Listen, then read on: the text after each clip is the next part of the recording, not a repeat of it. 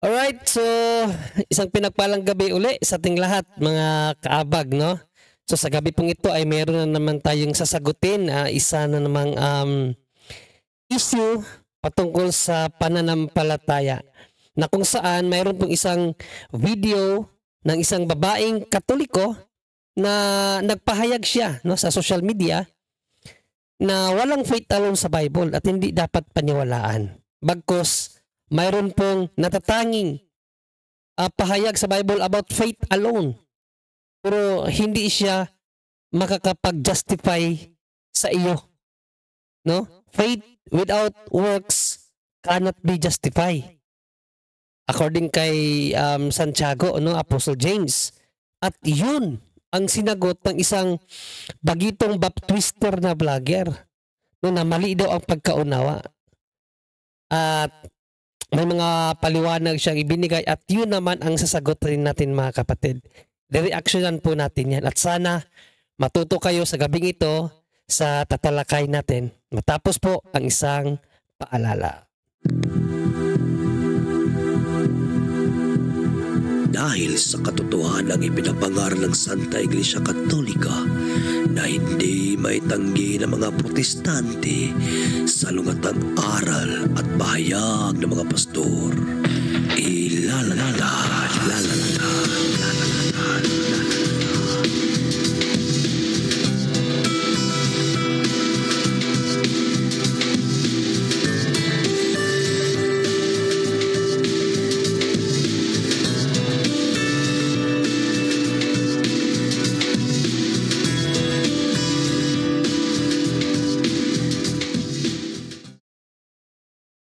bag sauce in hand.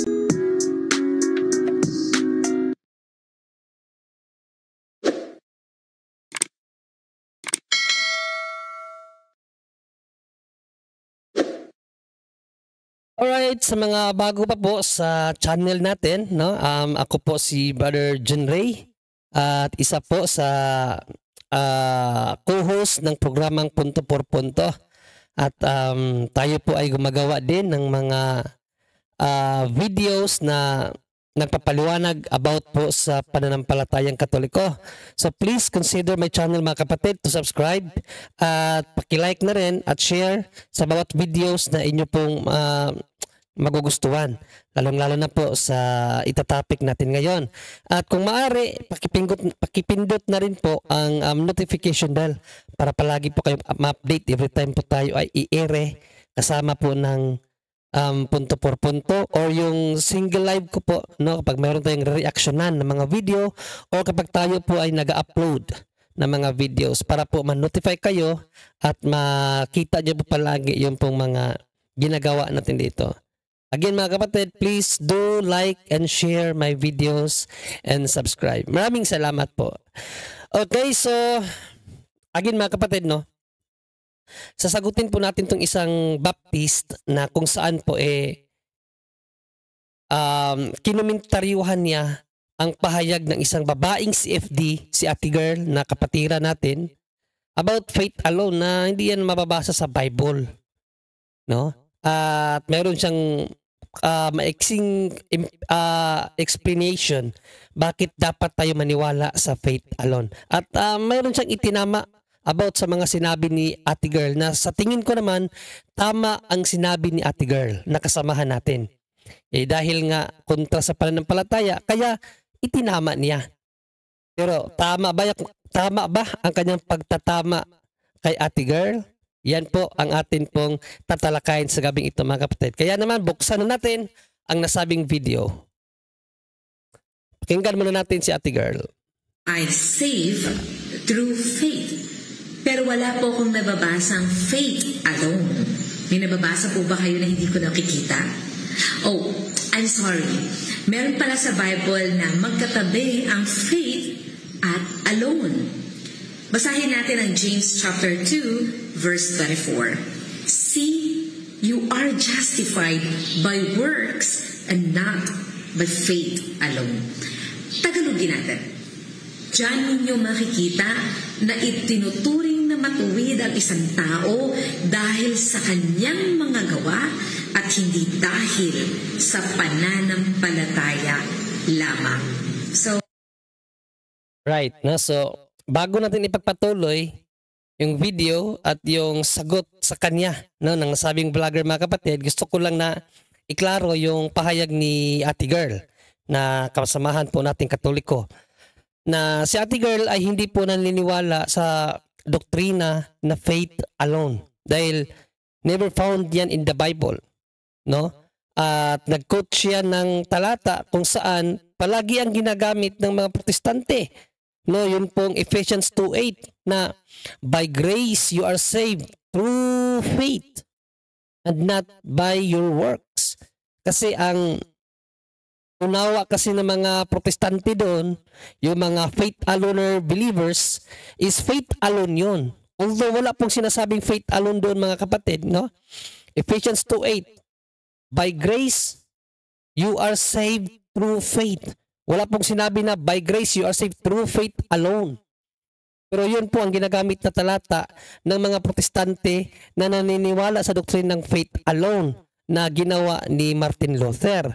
Kaya sabi ni Ate Girl, wala pong faith alone sa Bible. Pero mayroong sinabi about faith alone, pero hindi siya makakapag-justify sa tao. Yun pong James 2:24. No, kung babasahin kasi natin ang James 2:24, no, basahin muna natin para makita ang yung talata. Ito kasi ang sinabi ni sa talata ni Apostol na Santiago, no, sa James 2:24, mga kapatid. Basahin natin sa English, sa King James Version. Ito ang ating mababasa. Yes, see then how that by works a man is justified and not by faith only. So, dito po napaka-literal na ipinangaral talaga ni Apostol na Santiago na ang tao ay ma-justified sa pamamagitan po ng mga gawa, no? Sa pamamagitan po ng mga gawa, ma-justified ang tao, not by faith only or faith alone. Yan po talaga ang sinabi sa Bible. Kaya nga, sabi ni ate, walang faith alone na makakapagligtas sa iyo. Bagkus ang faith alone, according to the Bible, ay hindi siya makapag-justify sa pananampalataya mo. Pero paano yan binali ng nasabing vlogger? Pakinggan natin, mga kapatid. Faith alone cannot save us. Sinabi sa talata, saved by grace through faith. Kaya ate, bakit ka pa maghahanap ng salitang faith alone kung sa biyaya lang naligtas na ang tao sa pamamagitan ng pananampalataya? Huwag mo nang dagdagan ang Biblia. Narinig niyo, mga kapatid, sabi niya, ate, bakit ka pa maghahanap ng faith alone? Sinabi na sa Bible, by grace you are saved through by faith.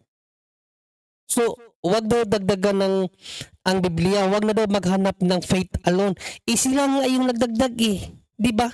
Doktrina nila, faith alone. Tapos, ipinapahid niya kay ate na parang si ate pa ang nagdadagdag ng salitang faith alone sa Bible. Doktrina nila yun. Si ate, kasama namin, nagpahayag lang siya na hindi totoo yung faith alone. Gamit yung talata na ginagamit nyo na by grace you are saved through faith. Hindi sinabi na by grace you are saved through faith alone. So, strawman fallacy, mga kapatid, ang ginawa ng vlogger na ito. Ipinapahid niya kay ate yung paniniwala nila na faith alone. Bagkus sila ang naglagay niyan na pananampalataya, hindi po si Ate Girl. Ipinahayag lang ni Ate Girl na walang faith alone sa Bible. Tapos para bang ipinahid niya kay ate na parang si ate ang nagdadagdag ng faith alone sa Bible. Kayo po ang nagsabi na may faith alone sa Bible. Yung si Ate Girl, nagpaliwanag siya na walang faith alone sa Bible. Mali ang inyong pagkaunawa doon sa Ephesians 2:8 na ginagamit nyo. Mamaya, mga kapatid, pagkatapos niya, paliwanag ko yung Ephesians 2:8. No, dahil hindi niya nauunawaan yan. So pakinggan natin si Kuya uli. Ano ang nakasulat? yun ang paniwalaan mo. Ano daw ang nakasulat? Yun ang paniwalaan mo. Yang nakasulat doon, by grace you are saved through faith. Hindi po sinabi doon na by grace you are saved through faith alone. So nagdagdag kayo. Kayo ang nagdagdag dyan, hindi si ate girl. Ang sabi na malinaw, saved by grace. Walang dagdag dahil sa biyaya ng Diyos na ligtas ang tao sa pamamagitan ng pananampalataya. Tsaka ate. Okay, yan na. So sagutin muna natin yung mga kapatid. No, dahil parang pinapalabas niya na si ate girl, no, ang nagdagdag sa banal na kasulatan. So basahin natin yung Ephesians 2:8 mga kapatid, no, na pilit niyang ipinapahid sa ating kapatid na si ate girl mga kapatid. Basahin natin.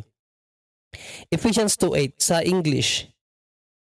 Dahil mayroong ginagamit na hocus-pocus ba? Kapag hindi mo babantayan yung mga explanation nila, maguguyo ka talaga. Kasi sounds like tama yung sinasabi nila eh. Pero kapag pinag-aralan mo ng maigi, maling-mali po talaga. Hindi nila nauunawaan. So ito po yung talata na yun mga kapatid. No? Ephesians 2:8, ito po ang nakasulat. For by grace you are saved through faith, and not of yourselves, it is the gift of God. So ito pong talata na ito, dito po nagsimula ang kanilang paniniwala about faith alone. No? Kasi nga, for by grace you are saved through faith.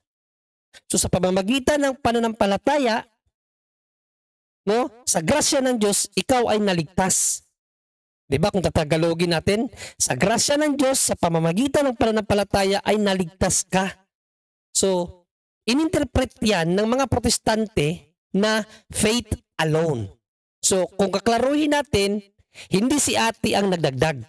Ginamit ito ni ate girl, yung ating napakinggan kaganina, para ipakita, ipahayag na sa talatang ito walang faith alone. No? Kasi ang mga protestante gamit ang talatang ito, nabuo ang kanilang teorya na faith alone.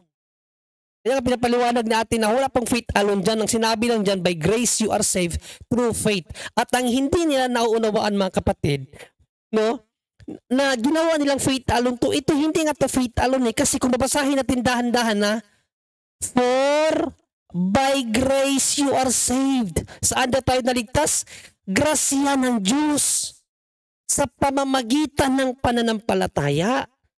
So dalawang elemento ang nagligtas sa atin dito. Grasya ng Diyos at pananampalataya mo. So walang faith alone at all. 'Di ba? Kasi nga by grace you are saved. Napakalinaw eh. By grace you are saved through faith. So mayroong dalawang elements ang ipinahayag ni St. Paul dito para sa kaligtasan. Grace and faith. So nasaan diyan ang alone? Di ba mga kapatid, napakalinaw? By grace you are saved through faith. Kaya nga gamit ang talatang ito mga kapatid, there is no Bible alone, faith alone at all. Nakuha niyo? By grace, you are saved through faith. Dalawang elemento ang ipinahayag ni Apostol ni Pablo for salvation. Grace of God and faith. So, not faith alone. Nakuha niyo mga kapatid, napakalinaw eh. Di ba? Ininterpret kasi nila dahil through faith, ang kanilang pagkaunawa sa true faith, faith alone. No! Nasaan yung grace? Di ba? Kasi kahit pa may pananampalataya ka sa Diyos mga kapatid, kapag wala kang grasya sa Diyos, hindi ka maliligtas. Biblical po yan. No? Na mayroong nanampalataya sa Panginoong Jesucristo, pero hindi sila binigyan ng kaligtasan. Bakit? No grace at all. O basahin natin Matthew 7:21. Kaya nga maling-mali ang paniniwala ng mga protestante about faith alone. Dahil sa Bible, may mga nanampalataya pero hindi naligtas. Bakit? Hindi sila binigyan ng grasya ng Diyos eh. Kasi yung mga ginagawa nila, hindi ayon sa kalooban ng Diyos, kundi ayon sa kalooban ng demonyo. Yung panlilin lang. O basahin natin 7:21 ng Mateo. Yun bang may mga faith, iniligtas ba ni Jesus dahil may faith sila? Hindi eh. O basahin natin mga kapatid sa Matthew 7:21. Not everyone that saith unto me, Lord, Lord. Ibig sabihin na nanampalataya sila, tumatawag sila sa pangalan ng Panginoon, shall enter into the kingdom of heaven. But he that doeth the will of my Father which is in heaven. Kaya nga kontra ang aral ng Diyos sa aral ng mga protestante na faith alone. Kasi dito malinaw ang Panginoong Jesucristo mismo nagpahayag na mayroong mga naniniwala at tumatawag sa kanyang pangalan. Lord, Lord. No, tumatawag sa kanya na nampalataya sa kanya. Pero hindi nga binigyan ng kaligtasan eh. No? Kaya nga walang faith alone mga kapatid. No faith alone at all na itinuturo ng banal na kasulatan. Yung Ephesians 2:8 napakalinaw doon. 'Di ba? Ano ang sinabi sa Ephesians 2:8? By grace you are saved through faith. 'Di ba? By grace you are saved through faith. So dalawang elemento ang binabanggit ni Apostol Pablo doon, hindi faith alone. Nakuha niyo mga kapatid? Natuto ba kayo sa paliwanag ko mga kapatid? Di ba? Napakalinaw. Ephesians 2:8. Ulitin natin. By grace, you are saved through faith. Ulitin ko para makuha niyo. By grace, you are saved through faith. So, hindi faith alone. Kasi sa Matthew 7:21, babalikan natin uli, Panginoong Jesucristo mismo nagsabi, mayroong nanampalataya sa Kanya, tumatawag sa Kanyang pangalan, pero hindi makakapasok sa kaharian ng langit. Bakit?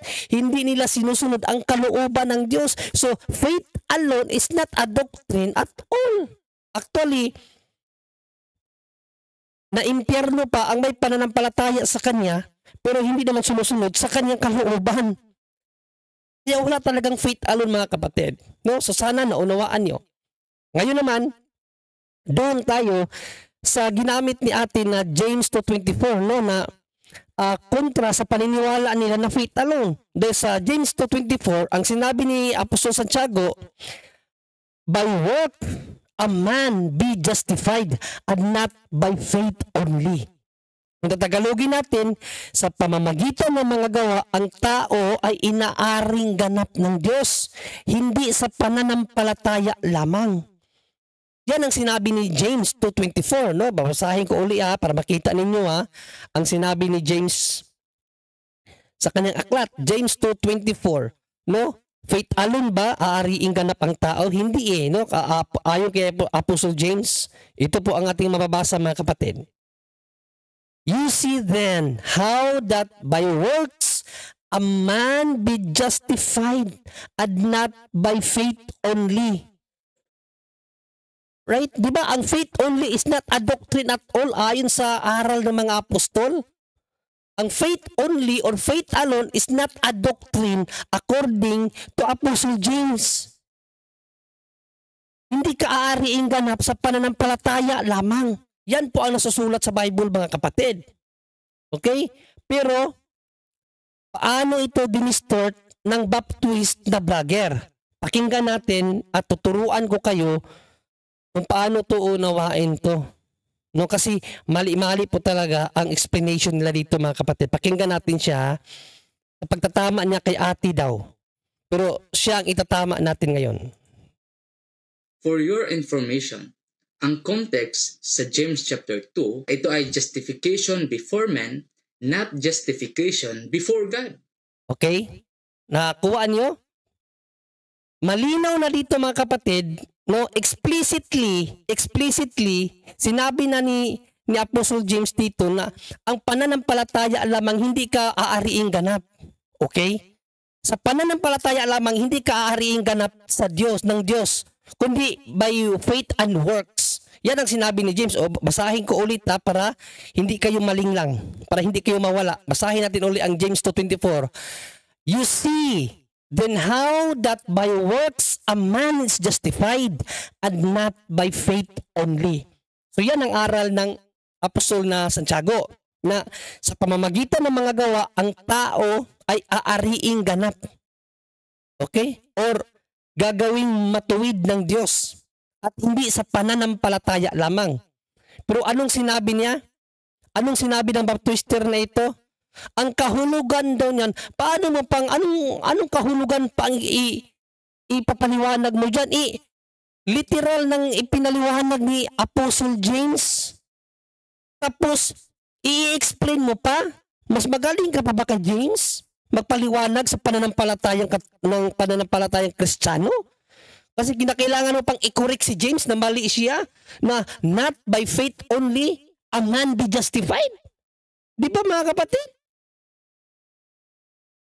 Kasi daw, yun daw ang ibig sabihin ng James 2:24, justification by men, not justification by God. Saan yun sa talata na ang ibig sabihin nito is justification by men, not justification by God? Ganun nila tinwist ang Bible para mailako nila ang kanilang aral about faith alone. Yung literal na nababasa natin about justification by works, not by faith only, tinwist nila yun. Ang kanilang aral dyan, justification by men yan. Ibig sabihin, faith alone pa rin. Kahit na sinabi na dyan na not by faith only. Kasi, ang ibig na sabihin, justification before men. Ibig sabihin, katuwiran yan sa harap ng mga tao daw. Hindi katuwiran sa mata ng Diyos. Anong pinagkaiba nun? Di ba? Anong pinagkaiba ng katuwiran sa mata ng tao at katuwiran sa mata ng Diyos? Para lang ma-justify nila ang kanilang aral na faith alone, dinustify nila ang justified na aral ni St. James. Di ba? Kapusungan yan. Justified na yun eh. Justified na nga eh. By works a man be justified. No? Not by faith only or faith alone. Pero sa kanya, i-justify pa niya yung justified na aral. Kung sabaga, explicit na siya, hayag nang ipinahayag ng apostol, nilalabo para mailako yung kanilang paniniwala na pananampalataya lamang. O, pakinggan natin siya uli mga kapatid. Kasi ang kausap dito ni Santiago ay ang mga mananampalatayana sa Panginoong Hesukristo. So dahil ba ang kausap ni Apostle James dyan ay mananampalataya na? Ibig sabihin, faith only? Saan yan sa Bible? Di ba mga kapatid? At kahit sabihin mo pa na sa mananampalatayaan niya sinabi yan, yung message ng Bible para sa lahat yan mga kapatid. Huwag kayong maniwala na para sa mananampalataya lang yan. The message of St. James epistle is for all. O basahin natin yung James 2. Kung para lang ba sa mananampalataya, ayun, para din sa lahat yun. Basahin ko sa inyo. James 2, 1 and 2. Mga kapatid, para lang ba sa mananampalataya yun? Hindi eh. O basahin natin ha. Kung para lang ba sa mananampalataya yun?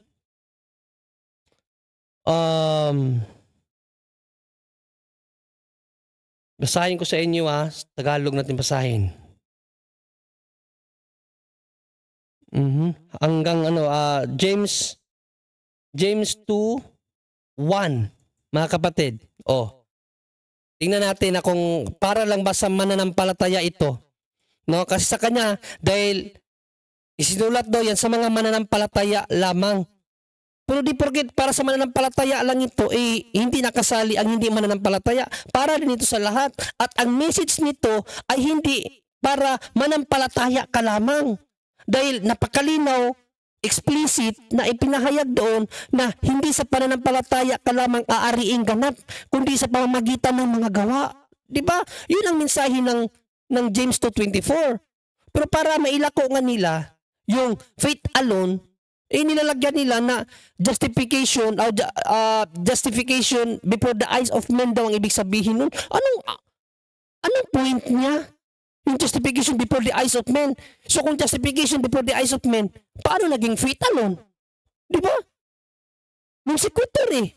It does not follow. O basahin natin kung para lang ba sa mananampalataya ang message ni St. James, mga kapatid. No? James 2:1, sabi dito, mga kapatid ko, yayamang mayroon kayong pananampalataya ng ating Panginoong Jesucristo na Panginoon ng kaluwalhatian ay huwag magtatangi sa mga tao.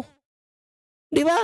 Sapagkat kung may pumapasok sa inyong sinagoga ang isang tao na may singsing na ginto at may magandang kasuotan at may pumapasok namang isang dukha na may damit na hamak at inyong itangi ang may suot na damit na maganda at inyong sabihin, maupo ka rito sa dakong mabuti, at sa dukha ay inyong sabihin, tumayo ka riyan o maupo ka sa ibaba ng aking tungtungan. Hindi baga kayo nagtatangi sa inyong sarili at nagiging mga hukom na may masasamang pag-iisip? Dinggin ninyo, mga minamahal kong kapatid, hindi baga pinili ng Diyos ang mga dukha sa sanglibutan ito? No, ibig sabihin ng dukha dito, mga dukha hindi to literal na pulubi, yung yung poor of spirit. Kasi di ba in Matthew 5, blessed are those poor of spirit. Diba? Yan ang ibig sabihin ng dukha na yan. Sa sanglibutan ito upang maging mayayaman sa pananampalataya at mga tagapagmana ng kahariang ipinangako sa mga nagsisiibig sa Kanya. Ngunit inyong niwalang puri ang mga dukha. Hindi baga kayo pinahihirapan ng mayayaman at sila rin ang kumakaladkad sa inyo sa harapan ng mga hukuman? Hindi baga nilalapastangan nila yaong marangal na pangalan na sa inyo'y itinatawag? So ang konteksto nito, mga kapatid, para sa lahat, hindi sa mananampalataya lamang. Kasi yung dukha doon, mga poor of spirit yun. Yung mga tao na hindi pa nakakakilala sa Diyos pero gumagawa ng kabutihan yun. Di ba? Kaysa mga mayayaman, mga kaibigan nila, mayayaman na sinisilbihan nila pero hindi naman iniibig ang salita ng Diyos. Yun ang punto doon eh. Kaya yung mensahe ni St. James, mga kapatid, hindi para sa mananampalataya lamang. Di ba? Gina-justify kasi nila yung kanilang aral na faith alone. No? Dahil sinabi ni James na not by faith only a man be justified but by works also. So, gina-justify nila na ano lang yan, justification before the eyes of men. Saan kaya yun sa Bible mababasa? Na yung pahayag ni St. James is para lang yun sa justification before the eyes of men. Saan kaya yun mababasa? Paliwanag lang nila yon. No? Pero literally speaking, mga kapatid, ang aral talaga ni James, sa pananampalataya tayo, sa pamamagitan ng mga gawa tayo at pananampalataya, ma-justify, hindi sa pananampalataya lamang. Basahin natin muli sa Tagalog, yung 2:24. Nakikita ninyo na sa pamamagitan ng mga gaway inaaring ganap ang tao at hindi sa pamamagitan ng pananampalataya lamang. Hindi ko nga maunawaan no? Hindi ko maunawaan kung bakit pilit nilang ini-interpret ito, iniiba ang interpretation, gayong lantaran na ang sinabi ni Apostle James dito na hindi ka sa pananampalataya lamang aariing ganap ng Diyos. Nakakalito nga yung aral nila, mga kapatid, di ba? So, dinidistort talaga nila ang salita ng Diyos para lang sa kanilang maling unawa. Okay, so pakinggan natin uli. Ibig sabihin, mga ligtas ng mananampalataya ang kausap dito ni Santiago. So, nung si Quintor, it does not follow. So ano ngayon? Kung ang kausap niya ay mga ligtas na? Saan mo isisingit yung aral na faith alone? Nakuha niyo yung argumento niya? It does not follow. Kahit pasabihin natin na ang kausap niya dyan ay mga mananampalataya lang, nasaan yung faith only saves? Napakalinaw nga dyan not by faith alone. Not by faith alone. O kung sabihin mo, ang ibig sabihin kasi niyan, para yan sa mga mananampalataya o para sa mananampalataya. O paano mo i-justify na yung not by faith only ay maging faith alone siya? Save. Di ba? Nakuha nyo? Kaya non sequitur, it does not follow mga kapatid. Di porket ang sinulatan dyan, mga mananampalataya na, kaya faith alone saves na. Oh, anong koneksyon? Anong koneksyon sa aral nila na faith alone saves sa sinulatan ni St. James daw na mga mananampalataya? Anong koneksyon mga kapatid? Please tell me. Pwede ba akong paunawaan mga kapatid? Kasi ako, hindi ko rin maunawaan eh. Nalito ako sa mga explanation niya. Di ba mga kapatid, no? Again, non sequitur, it does not follow. No, non sequitur mga kapatid, it does not follow. Di porket ipagpalagay natin na tama siya na mga mananampalataya ang sinulatan. Pero nasaan? Nasaan dyan ang ibig sabihin na faith alone yan? Faith alone saves. Nasaan? Hindi nga makapagliligtas sa iyo eh. Hindi ka aariing ganap ng Diyos, no? Sa pananampalataya lamang, kundi sa pamamagitan ng mga gawa at ng pananampalataya. Hindi pananampalataya lamang. Non sequitur it does not follow, no? Fallacy arguments. Fallacy meaning invalid arguments. Hindi porkit ang sinulatan lang dyan ay mananampalataya. So ang ibig sabihin ba doon, dahil ang mga pananampalataya ang sinulatan, faith alone saves? Isa yun sa Bible. Di ba? O, pakinggan pa natin uli ang kanyang explanation. At ang gustong iparating dito ni Santiago na ang tunay na pananampalataya ay nagbubunga ng pagsunod sa kalooban ng Diyos. Kaya nga by works by works a man be justified. Magbubunga talaga ng mabubuting gawa at dahil nagbunga, kailangan kang magkaroon ng gawa at sa iyong pananampalataya. Kaya nga not by faith alone eh. Di ba mga kapatid? Ang ibig ko sabihin nun ay ang iyong pananampalataya magbubunga ng mabubuting gawa. Natural. Kaya ka nga may gagawin. Kasi kung mananampalataya ka lang tapos hindi ka naman gumagawa, hindi ka nga maliligtas. Kaya nga not by faith only. Yan ang punto ni St. James. Ang dami mo pang sinasabi na mga mananampalataya ang sinulatan dyan. Tapos sabihin mo rin pala na yung pananampalataya kasi ay kinakailangan magbubunga. Natural. Kasi pag hindi nagbunga yung pananampalataya, hindi ka nga ililigtas. Kaya nga not by faith only, but by works a man be justified. Di ba? Hindi na unawaan ng talata eh. O, pagpatuloy natin. Kasi kung ang magawa ay hindi nakaayon sa kalooban ng Diyos, ang kanyang pananampalataya ay patay. Sapagkat ang... Ibig sabihin, not by faith alone. Di nahuli ka ngayon. Wala palang kabunuhan ang pananampalataya kapag ang iyong mga gawa ay not in line in according to the will of God. So not by faith only. Sinabi mo na ngayon yan. Kung sa iyong bibig na walang kabunuhan ng pananampalataya mo kung ang mga gawa mo ay hindi nagbubunga. So walang faith alone na aral ang mga apostol. Nililito nyo lang yung mga tao. Pero alam nyo na walang aral na ganyan. O, so huli ka ngayon. O, pagpatuloy natin. Tunay na pananampalataya ay nagbubunga ng mga mabubuting gawa at pagsunod sa kalooban ng Diyos. O, ibig sabihin, not by faith only. Nakuha niyo mga kapatid? Diba?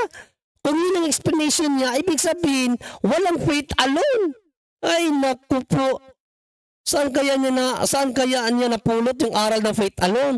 Kaya nga sa history, mababasa natin sa history, man-made doctrine yan made by Martin Luther, isang Katolikong pare na lumabas sa simbahan. Sa kanya nagsimula ang aral na yan. Itinapon niya ng simbahan kasi hindi yan fundamental belief ng mga Kristiyano. Tapos ikaw pa ngayon mag-i-explain sa amin.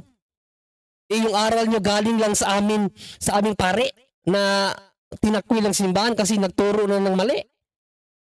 Oh, di ba? Huli sa kanyang bibig na ang pananampalataya pala kapag hindi nagbubunga ng mabubuting gawa, hindi ka maliligtas. O so, ibig sabihin, walang faith alone. Kinakailangan talaga ng mabubuting gawa. Magbubunga ang iyong pananampalataya dapat ng mabubuting gawa. Kung ibig sabihin, kung ang iyong pananampalataya ay walang mabubuting gawa, hindi ka maliligtas. So, walang faith alone. Di ba mga kapatid? 1 plus 1 equals 2 lang yan. Napakasimple lang eh. Kaya pahirapan niyo pa sarili niyo. Ginugulo niyo yung banal na kasulatan para makapanglinlang kayo ng mga tao. Para ilako niyo ang inyong aral na manampalataya ka lang, ligtas ka na. Pero pag nag-i-explain naman pala kayo, kasali pala palagi yung gawa. Kasi yung pala pananampalataya na hindi nagbubunga ng mabubuting gawa, impyerno din pala. Di ba? So nagbangga-banggaan na ngayon ang aral niyo, mga baptister, mga born against. Yan ang mahirap kapag hindi tayo marunong magnilay sa banal na kasulatan, lalong-lalo na kapag wala kang magisterium, tagapagturo ng salita ng Diyos. Kinakailangan natin yon. Dahil Matthew 28:19, humayo kayo sa lahat ng mga bansa, turuan niyo sila sa lahat ng itinuro ko.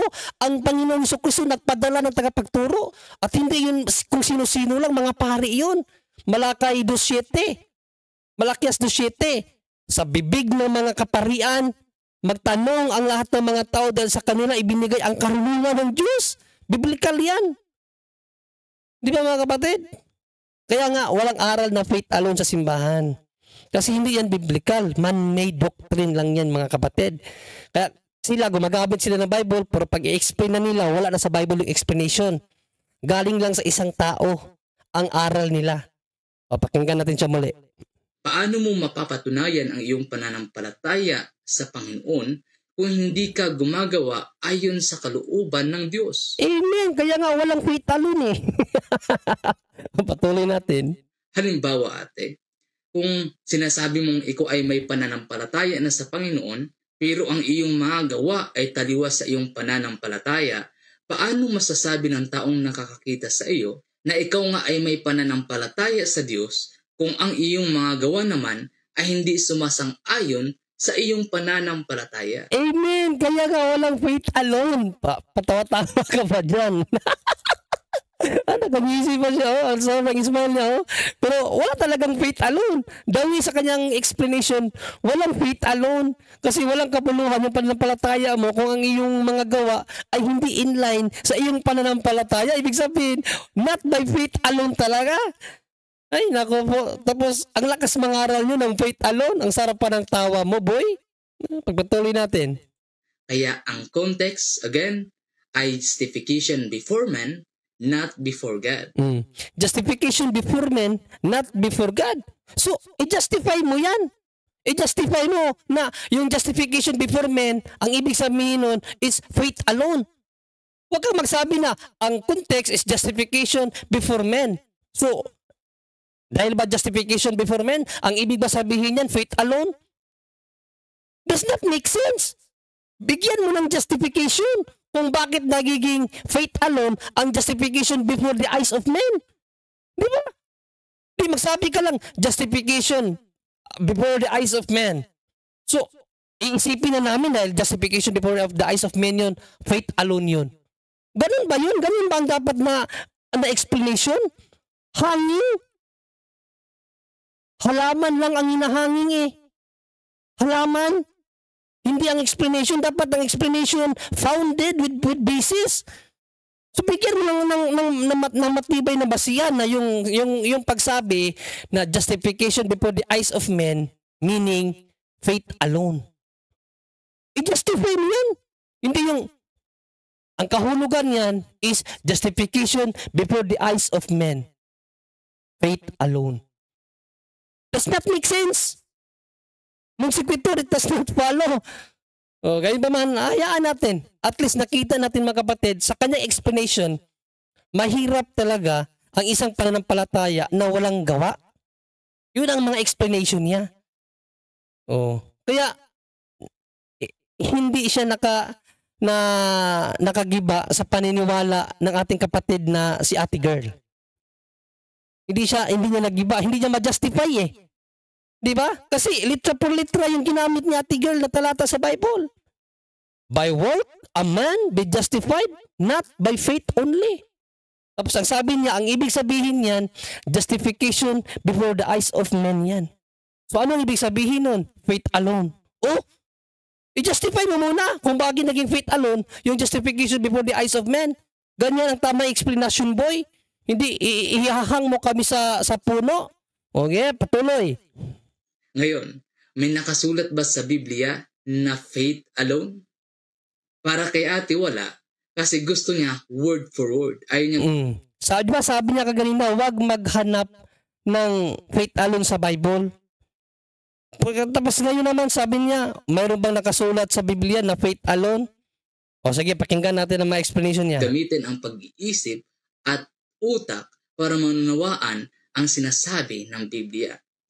Sa Romans chapter 3 verse 28 ang sinasabi dito, ngayon, pinagtitibay namin na ang isang tao ay inaring ganap sa harapan ng Diyos, justification before God, sa harap ng Diyos sa pamamagitan ng pananampalataya at walang halong anumang gawa ng kautusan.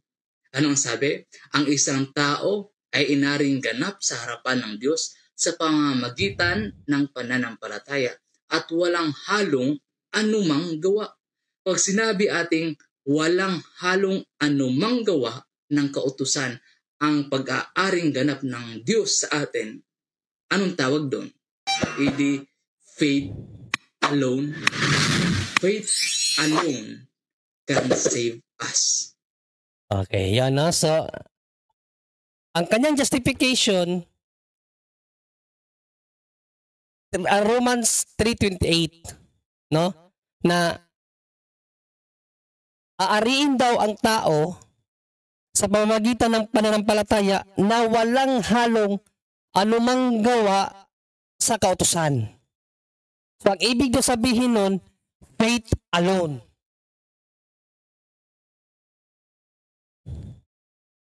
Hindi mo nga ma-justify yung Ephesians 2:8 na may sinabi doon through faith eh. Tapos ngayon, 3:28, dahil lamang hindi sa gawang kautusan, kundi sa pamamagitan ng pananampalataya aariing ganap. Faith alone na agad yun. Akala ko ba kinakailangan unawain natin yung talata? Ikaw ang hindi pala nakakaunawa sa talata. Oh, mga kapatid, itama natin ang kanyang maling unawa sa talata. Faith alone ba ang ibig sabihin ng Ephesians 3:28? Mga kapatid, faith alone ba ang Ephesians 3:28? O Ephesians,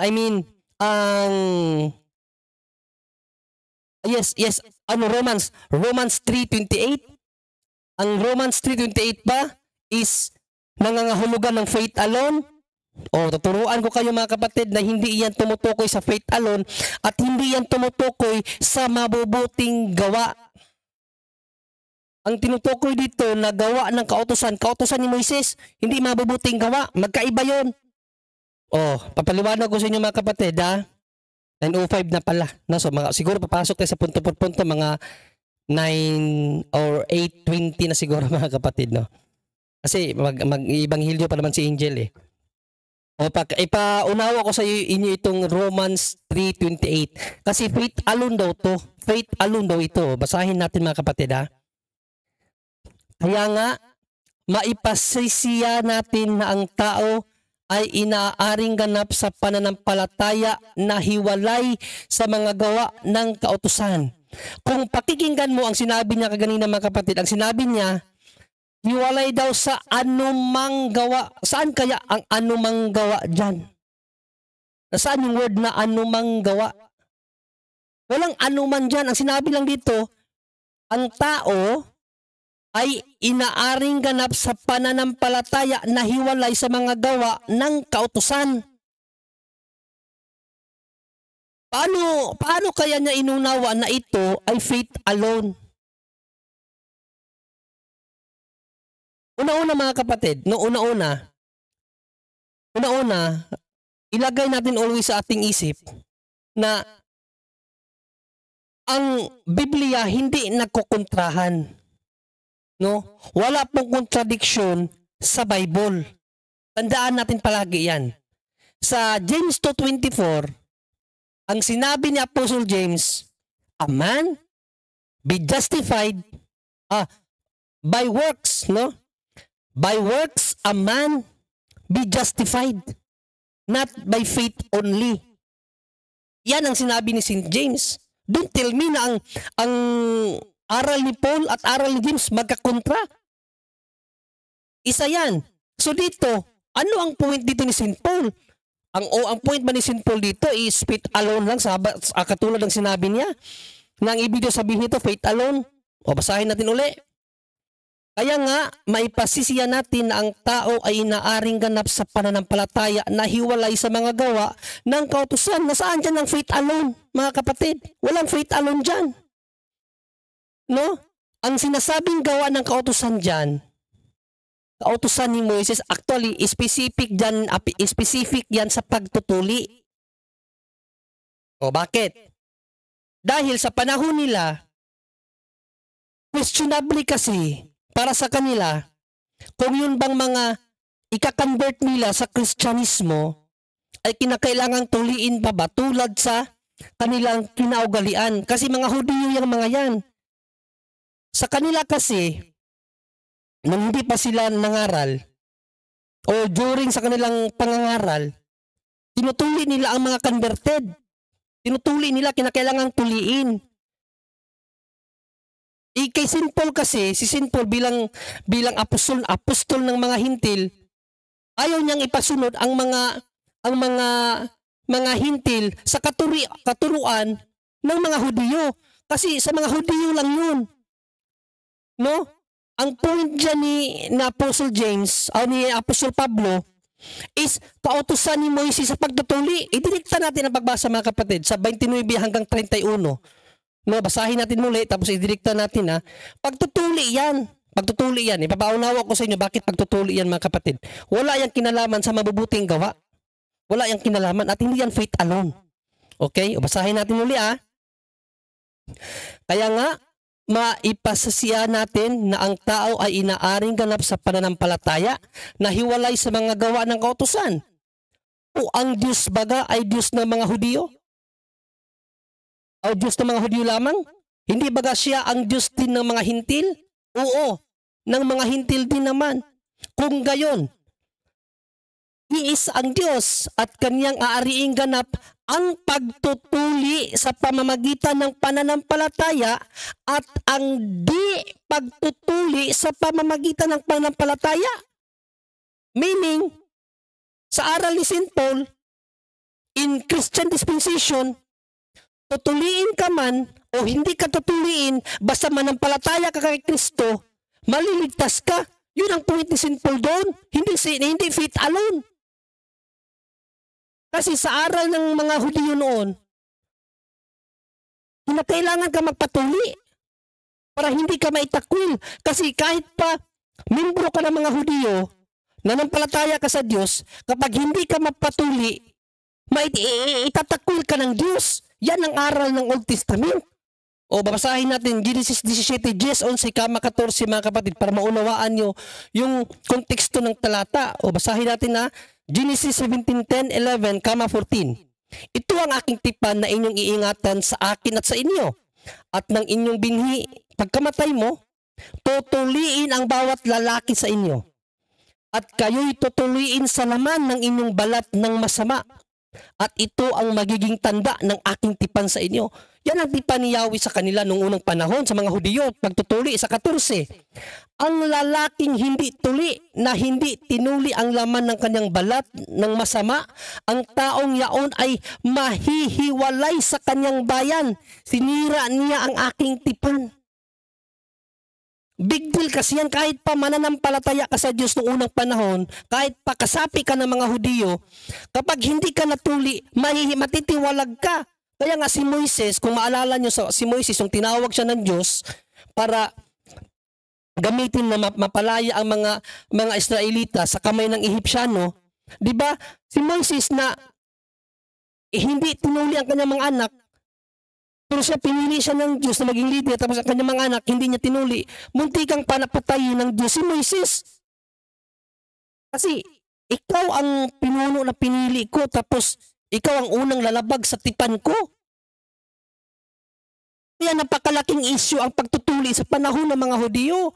Ngayon, in transition, in Christian dispensation, pinag-aawayan nila yan kung kinakailangan pa ba yung mga converted, kinakailangan pa bang tuliin yun o hindi. Sabi ni St. Paul, tuli man o di pa o tuli man sa pamamagitan ng pananampalataya o hindi tuli sa pamamagitan ng pananampalataya, maliligtas pa din yun. O basahin natin muli yung Romans 3:20, Romans 3:30. No? Napakalinaw sa sinabi ni St. Paul eh.